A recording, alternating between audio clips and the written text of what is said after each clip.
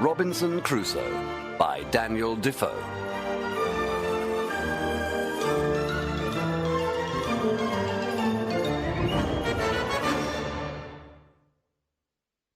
Part 1. Robinson's Adventures at Sea. I was born in the year 1632, in the city of York, in England. My father was of a good family. He was a merchant from Bremen in Germany. He settled in England and made his fortune in trade. Then he married.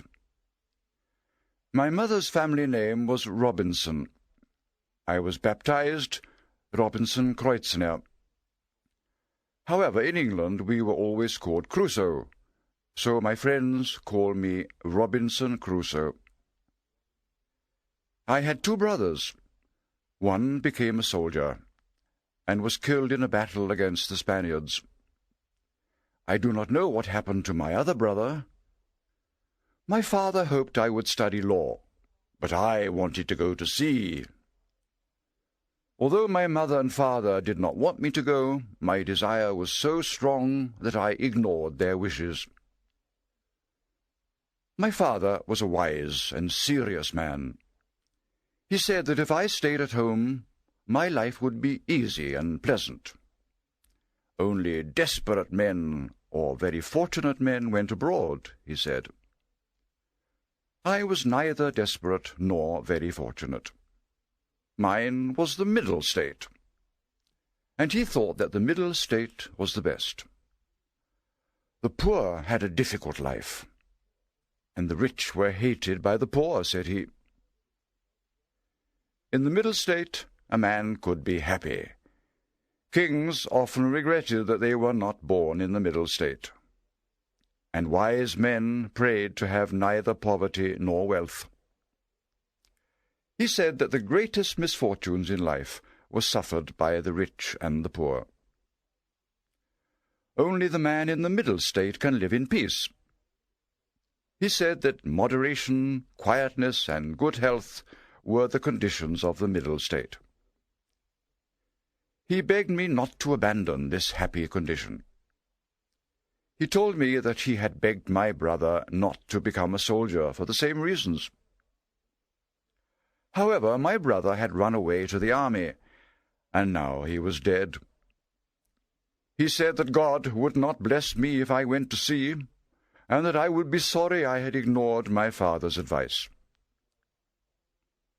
During the last part of his discourse, the tears ran down his face, especially when he spoke of my brother. When he said that I would regret my choice, he was so moved that he could say no more. I was sincerely affected by his words, and decided not to think of going abroad any more. But, alas, in a few days I began to dream of the sea again. I spoke to my mother. I told her that I still desired to go to sea, and that nothing else would make me happy. I said that I was 18 years old, too old to begin another profession.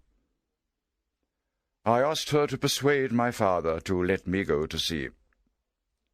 This made her very angry. She said that it would be useless to speak to my father. If I wanted to ruin myself, she said, there was nothing she or my father could do to stop me.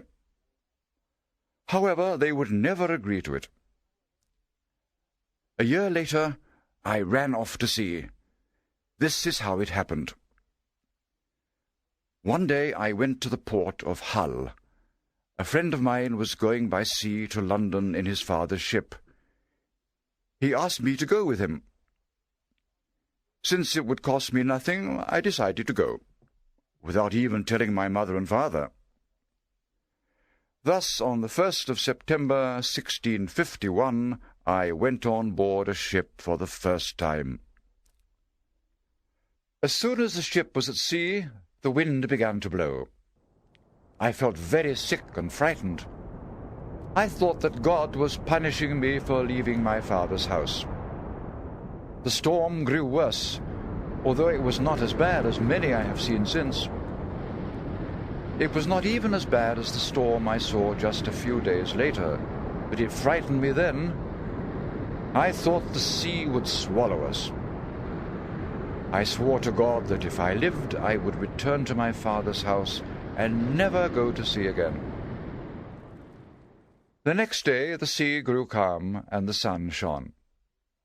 I no longer felt sick or frightened.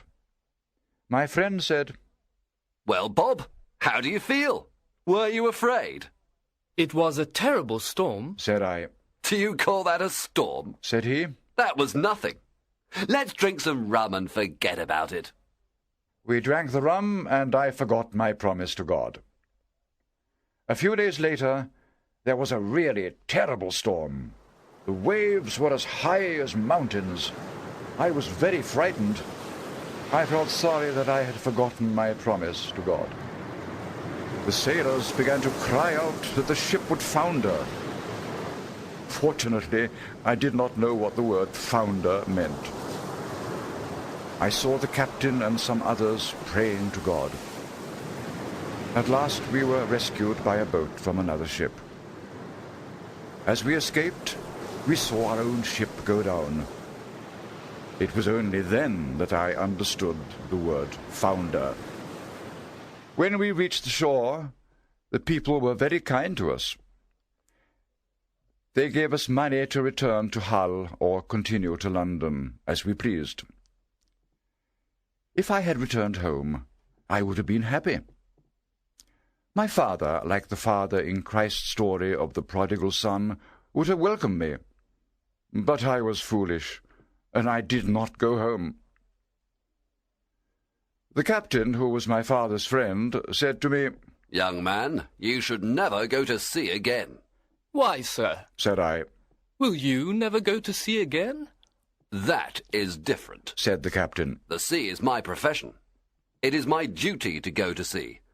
But you made this voyage to see if you liked it. God has shown you that the sea is not for you. Perhaps that is why my ship foundered. You are like Jonah of the Bible story. I am sorry I ever allowed you on my ship." I went to London by land. How unwise young people are! They are not afraid to sin, but they are afraid to seem foolish. I signed up for a voyage to Africa. I should have signed up as a sailor.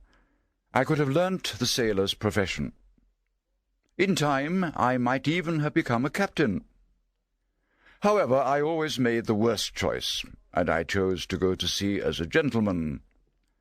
Therefore, I had no duties on the ship, and I had no chance of learning to be a sailor. I met the captain of a ship that had been on the coast of Africa.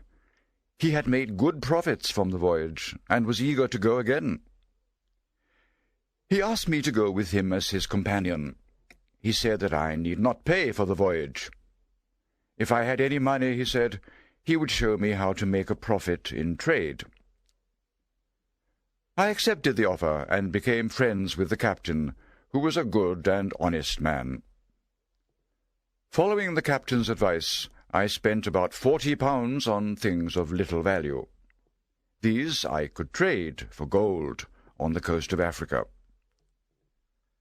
The voyage was a great success for me. Indeed, it was my only successful voyage. My friend the captain taught me the skills of both a sailor and a merchant. I brought home £5 9 ounces of gold, which I sold in London for nearly £300. Soon after our return to England, my friend died. I decided to do the same voyage again, and signed up on the same ship with its new captain.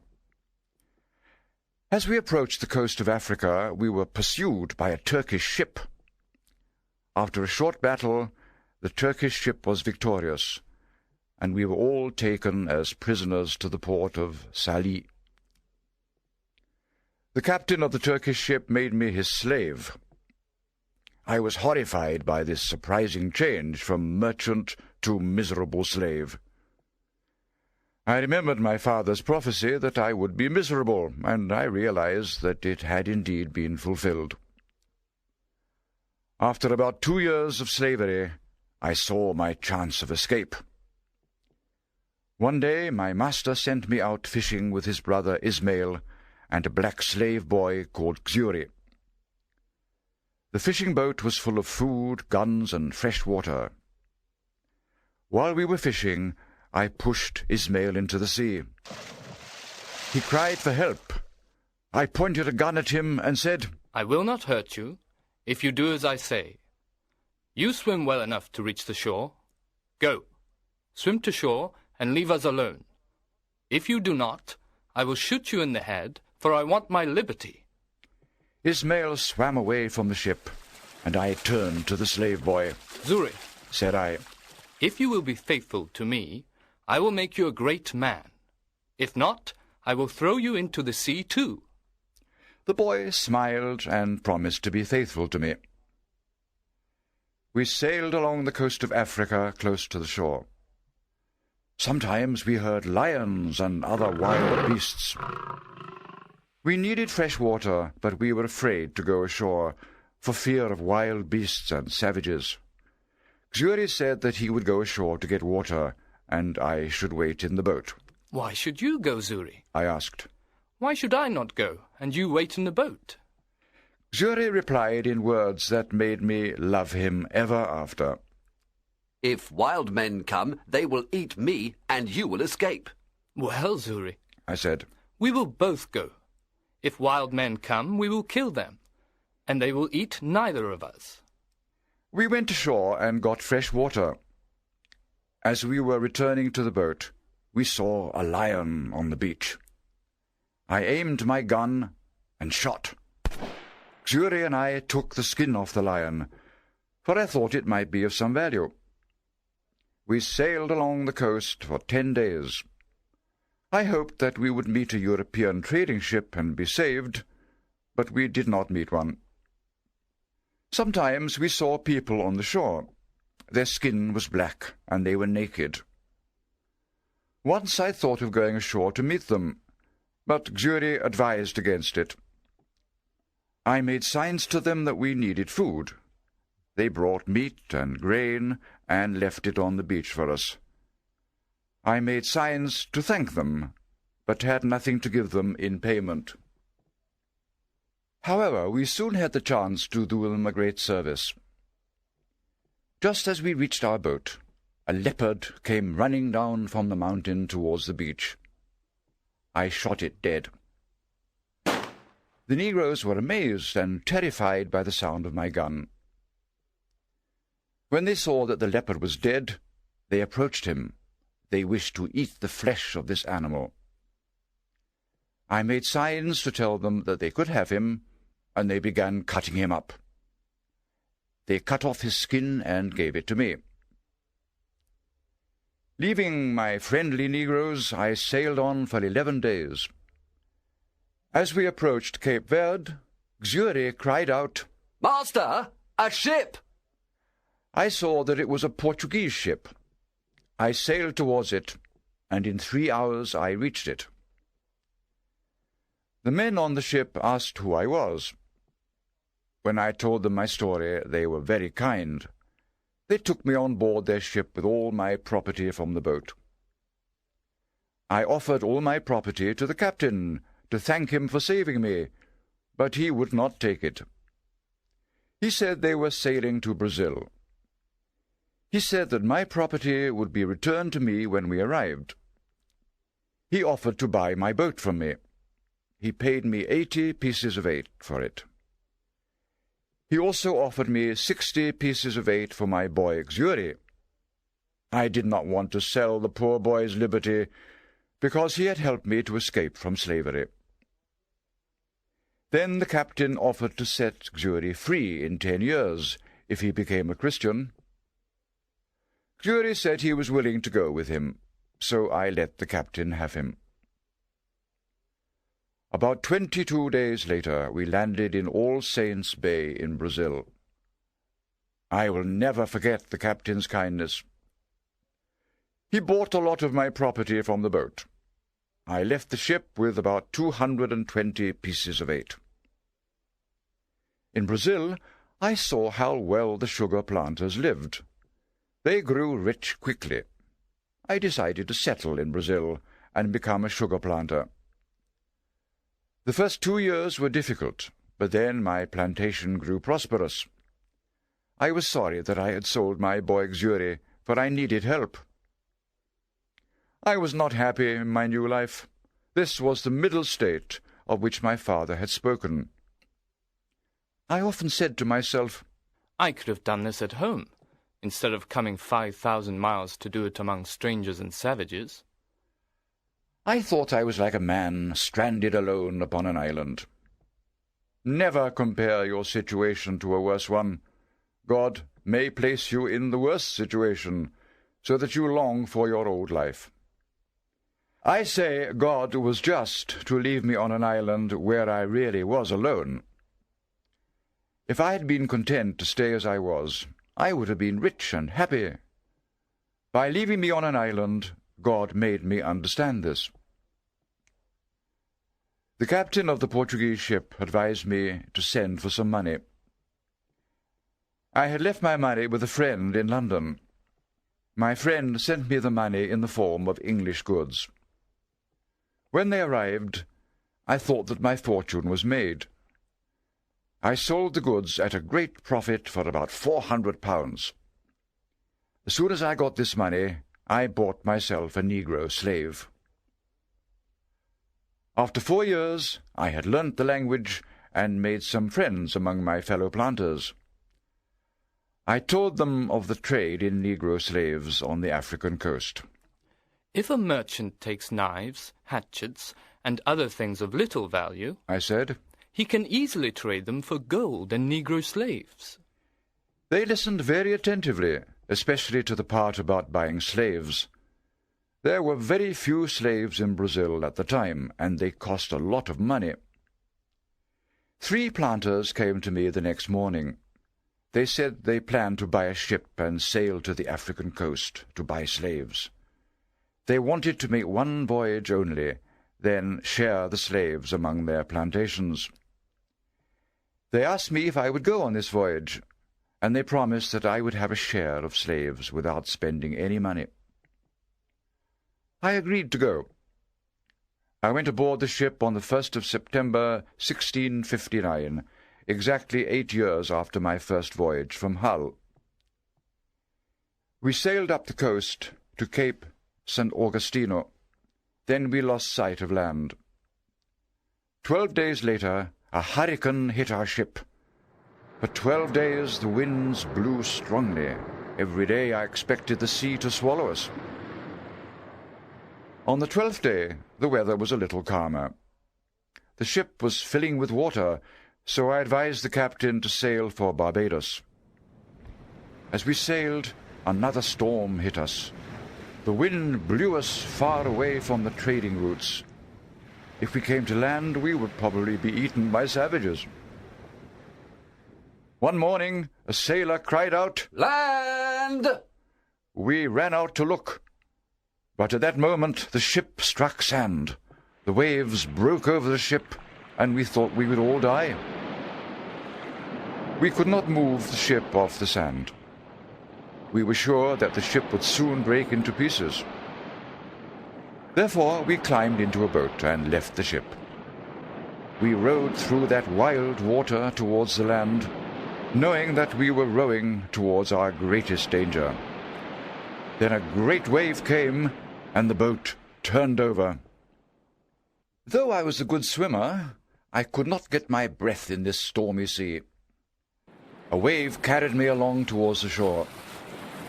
It left me on the sand, half drowned. I stood up and walked fast towards the beach. I knew another wave would soon break over me. The sea rose behind me like a mountain.